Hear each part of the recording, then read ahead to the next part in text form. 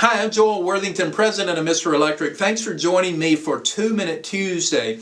Coach Vince Lombardi said, winning isn't everything, but the will to win is everything. And I want to talk to you a little bit about that because I believe that, because really having the will to win is what actually gets you there to the finish line in first place. And I know that you want to achieve great things with your life, and there's lots of special things you want to do. How do we become that? How do we get that willpower? Because I know some people that say, gee, I would love to come in first place and I would love to win, but really they don't have the will to win. So how do we do that? Well, I want to talk to you something about the power of context, and there's lots of different ways that the power of context go to and really achieving your goals and how that affects us as human beings. And I want to just talk to you a little bit about one thing.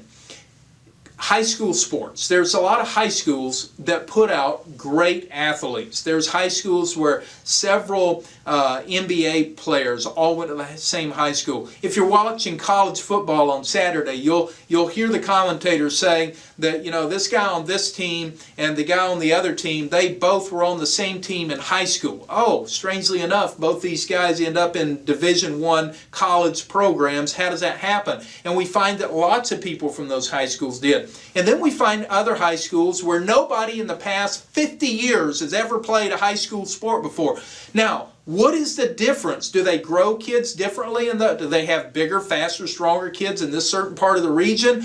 Do they eat different food? What is it? Well, I believe it all rests on the power of context. And in fact, what we find is our behavior is very much shaped by the context in which we live our lives. So, for example, if we find ourselves in context with great athletes, with winners who achieve great things, who have the will to win, who get up early and stay out late, working and going the extra mile, then in that context we find that athletes who may not be great or achieve great things in another context all of a sudden find themselves as college athletes or professional athletes because of the context in which they found themselves. So if you want to achieve great things, you need to find yourself in a different context. In fact, another supporting argument of that is that most people will find that their income reflects or is the average of their 5 closest friends.